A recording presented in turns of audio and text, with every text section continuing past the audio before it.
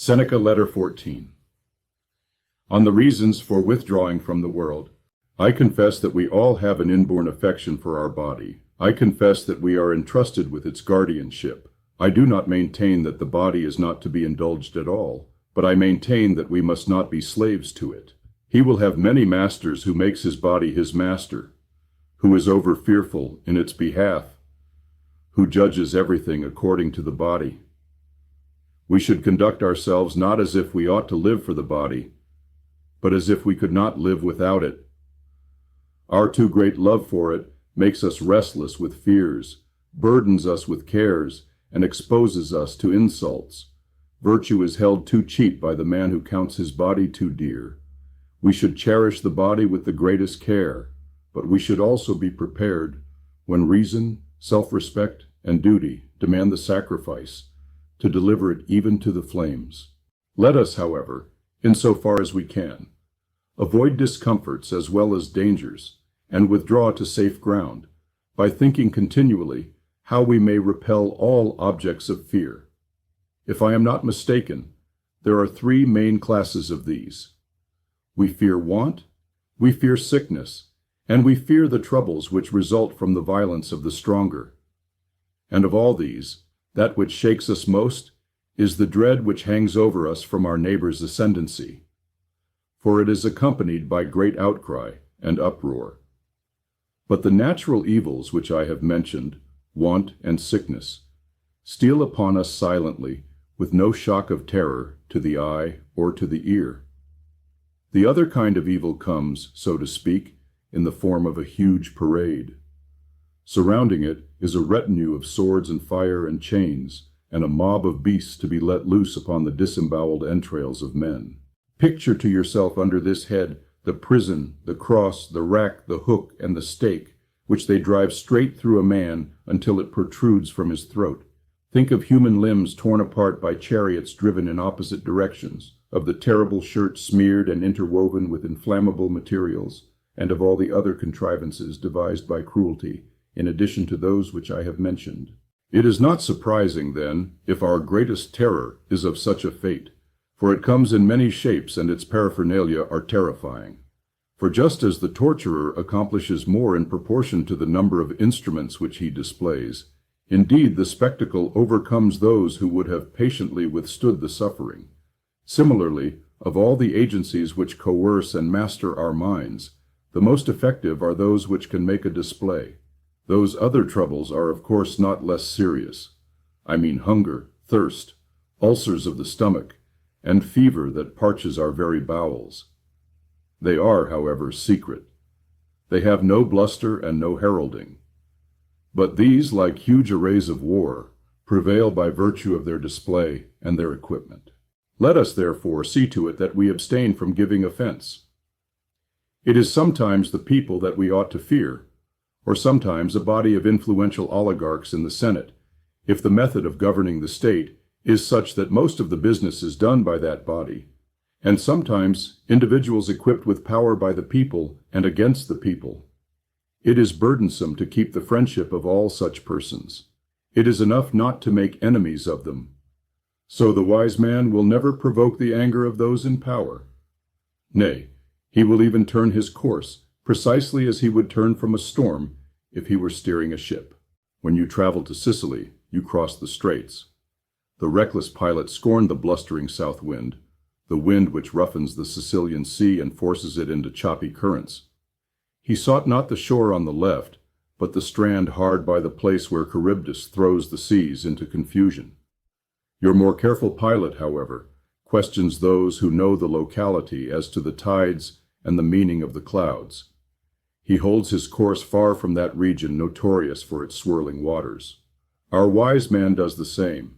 He shuns a strong man who may be injurious to him, making a point of not seeming to avoid him, because an important part of one's safety lies in not seeking safety openly, for what one avoids, one condemns. We should therefore look about us and see how we may protect ourselves from the mob. And first of all, we should have no cravings like theirs, for rivalry results in strife. Again, let us possess nothing that can be snatched from us, to the great profit of a plotting foe. Let there be as little booty as possible on your person. No one sets out to shed the blood of his fellow men for the sake of bloodshed, at any rate, very few. More murderers speculate on their profits than give vent to hatred. If you are empty-handed, the highwayman passes you by. Even along an infested road, the poor may travel in peace. Next, we must follow the old adage and avoid three things with special care: hatred, jealousy, and scorn. And wisdom alone can show you how this may be done. It is hard to observe a mean. We must be chary of letting the fear of jealousy lead us into becoming objects of scorn, lest, when we choose not to stamp others down, we let them think that they can stamp us down.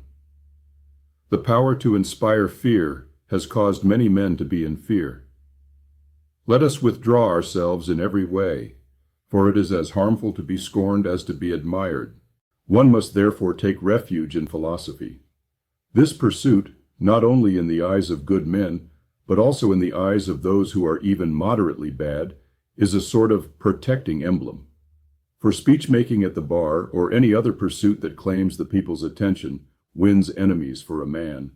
But philosophy is peaceful and minds her own business. Men cannot scorn her. She is honored by every profession, even the vilest among them.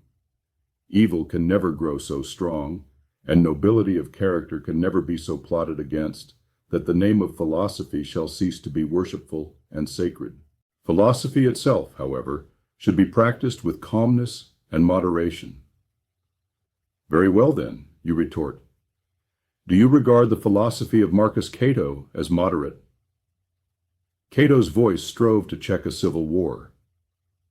Cato parted the swords of maddened chieftains.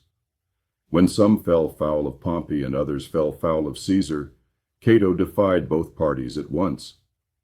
Nevertheless, one may well question whether in those days a wise man ought to have taken any part in public affairs, and ask, "What do you mean, Marcus Cato?" It is not now a question of freedom. Long since has freedom gone to rack and ruin.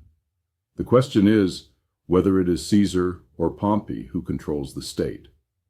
Why, Cato, should you take sides in that dispute? It is no business of yours. A tyrant is being selected. What does it concern you who conquers? The better man may win, but the winner is bound to be the worse man. I have referred to Cato's final role, but even in previous years the wise man was not permitted to intervene in such plundering of the state. For what could Cato do but raise his voice and utter unavailing words? At one time he was hustled by the mob and spat upon and forcibly removed from the forum and marked for exile. At another, he was taken straight to prison from the Senate chamber. However, we shall consider later whether the wise man ought to give his attention to politics. Meanwhile, I beg you to consider those Stoics who, shut out from public life, have withdrawn into privacy for the purpose of improving men's existence and framing laws for the human race without incurring the displeasure of those in power. The wise man will not upset the customs of the people, nor will he invite the attention of the populace by any novel ways of living. What then? Can one who follows out this plan be safe in any case? I cannot guarantee you this any more than I can guarantee good health in the case of a man who observes moderation, although, as a matter of fact, good health results from such moderation. Sometimes a vessel perishes in harbor. But what do you think happens on the open sea? And how much more beset with danger that man would be, who even in his leisure is not secure, if he were busily working at many things. Innocent persons sometimes perish. Who would deny that? But the guilty perish more frequently. A soldier's skill is not at fault if he receives the death blow through his armor. And finally, the wise man regards the reason for all his actions, but not the results. The beginning is in our own power. Fortune decides the issue, but I do not allow her to pass sentence upon myself. You may say, but she can inflict a measure of suffering and of trouble. The highwayman does not pass sentence when he slays. Now you are stretching forth your hand for the daily gift. Golden indeed will be the gift with which I shall load you. And inasmuch as we have mentioned gold, let me tell you how its use and enjoyment may bring you greater pleasure. He who needs riches least enjoys riches most. Author's name, please, you say. Now, to show you how generous I am, it is my intent to praise the dicta of other schools. The phrase belongs to Epicurus, or Metrodorus, or someone of that particular thinking shop. But what difference does it make who spoke the words? They were uttered for the world. He who craves riches feels fear on their account. No man, however, enjoys a blessing that brings anxiety. He is always trying to add a little more. While he puzzles over increasing his wealth, he forgets how to use it. He collects his accounts, he wears out the pavement in the forum, he turns over his ledger. In short, he ceases to be master and becomes a steward. Farewell. In Letter 14, Seneca examines why we often withdraw from the world and what fears drive us. He begins by acknowledging a truth. We love our bodies, but warns against becoming their slaves. To live for the body rather than with it is to sacrifice virtue. Cherish it, yes, but be ready to surrender it when reason or duty demands. Seneca then identifies three great fears that disturb our peace: poverty, sickness, and the violence of the powerful. Of these, the last terrifies us most because of its spectacle: chains, crosses, racks, and flames.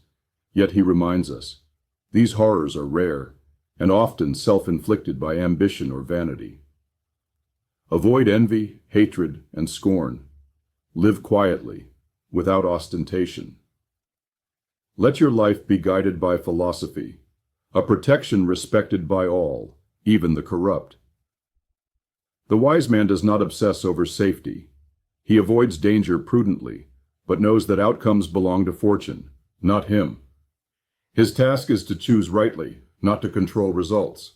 Seneca closes with a striking maxim from Epicurus: he who needs riches least enjoys them most. The man enslaved by wealth fears for it and never uses it well. The free man, wanting little, possesses much.